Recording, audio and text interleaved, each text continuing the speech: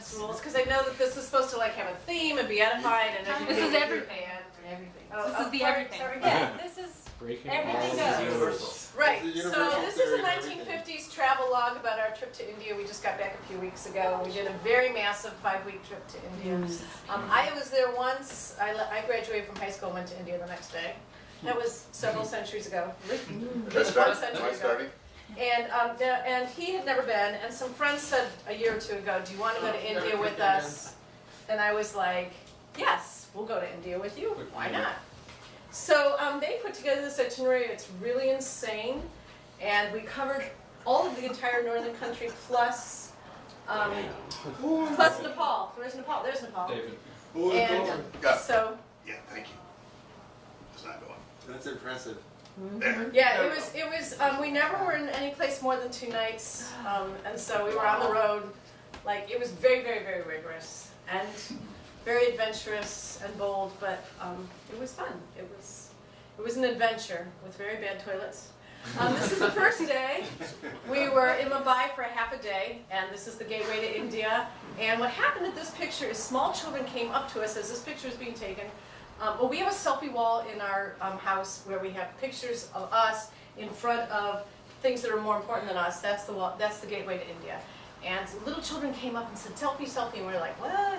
And it turns out we were very exotic and weird-looking white people, and especially his hair. They had never seen white hair. So we got There's 500 people in India with our picture on it.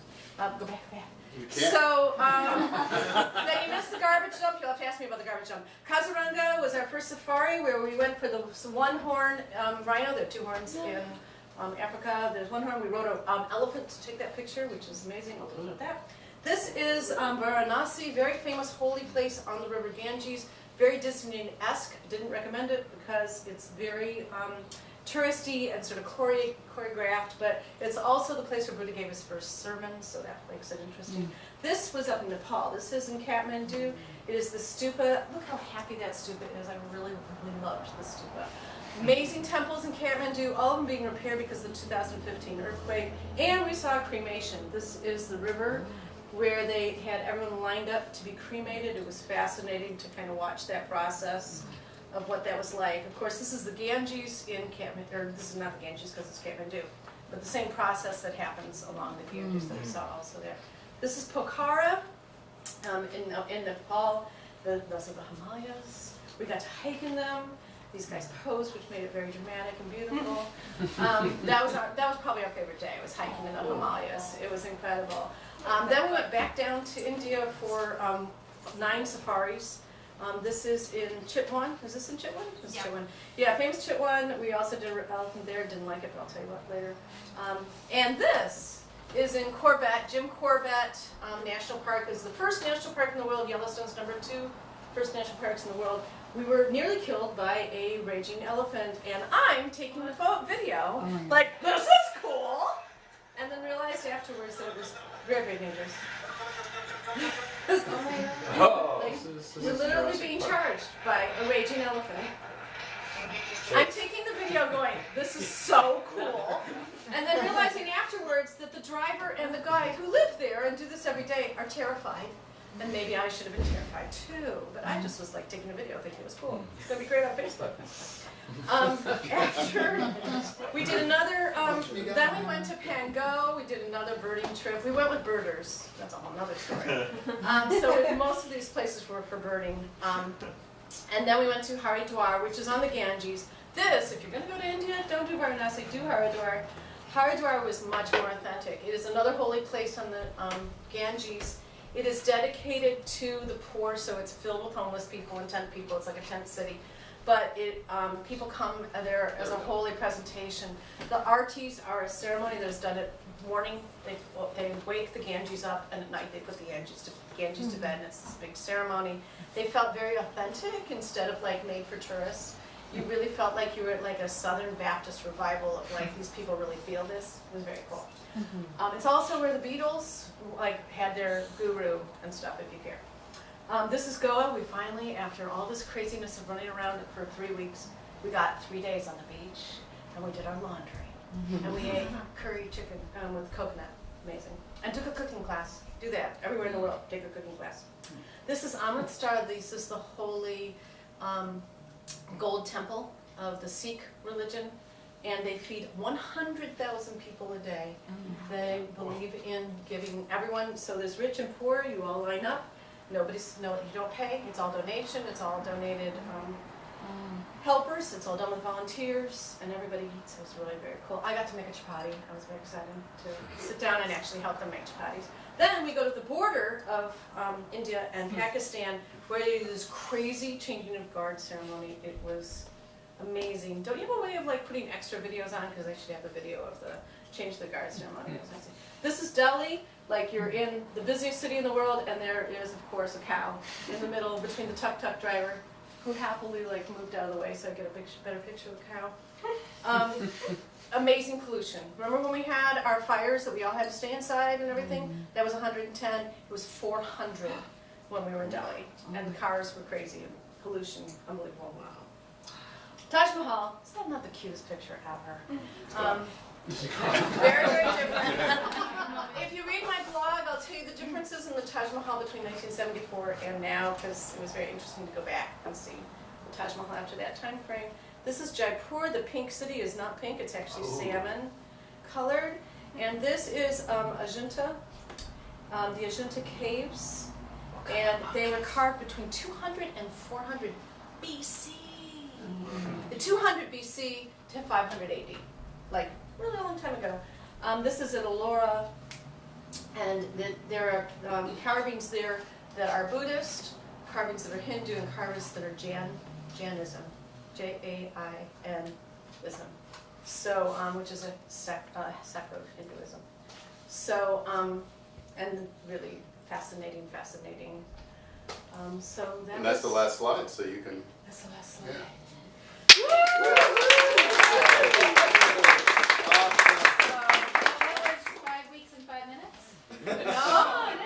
Kind of terrifying. Yeah, but it was a lot. It kind of felt like that to actually do it. What kind of monkeys were those in that? Those are lemur monkeys. I know that, and they're really beautiful. They have these long tails, and they're grayish and white. Apparently, they're more vicious than regular monkeys. To get that picture, actually, there were people teasing those monkeys that were right smack.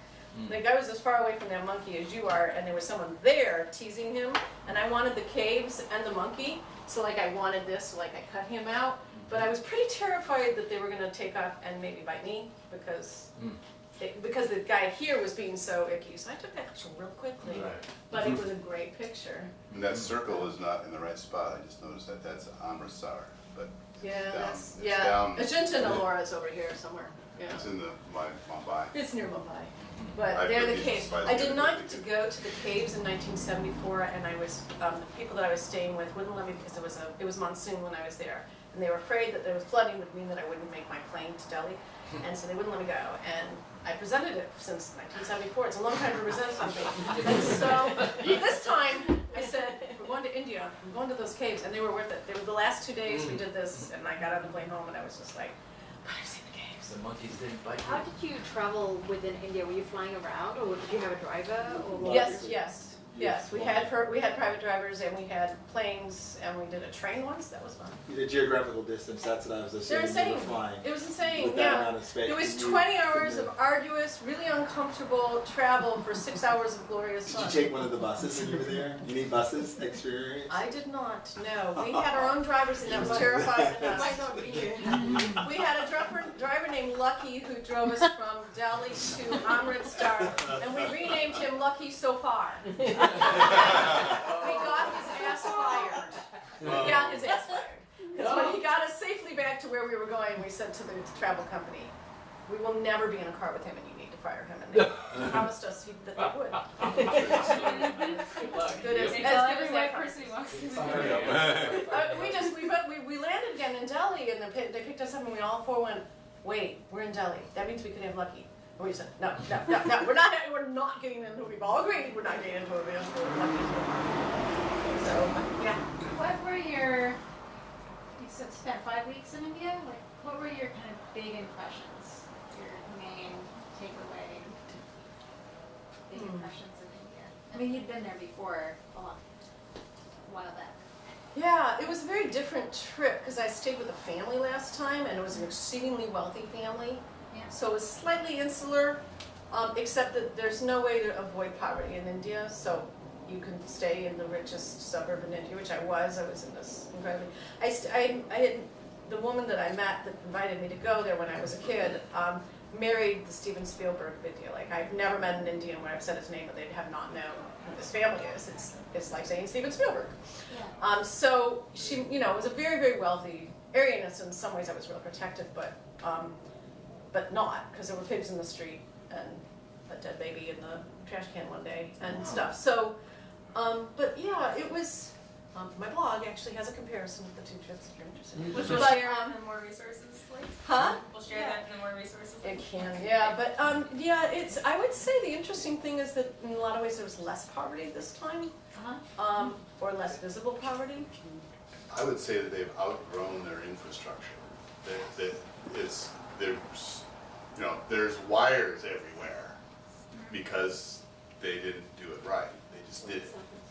And their highways were just, I mean, they were 2-lane highways with four lanes of traffic in them. That was That's- a mathematical thing you just said, not a, Yeah. no hyperbole in that sentence. Yeah. The divider lines, that was a suggestion. They're just sort of, you know, advisory lines. It's crazy driving there. Can you talk about the trash pile in the beginning? Oh yeah, so the trash pile, can we get that? So we went with these birders, this really insane birder who might be one of the speakers when we host in May, and then you'll know just how insane he is.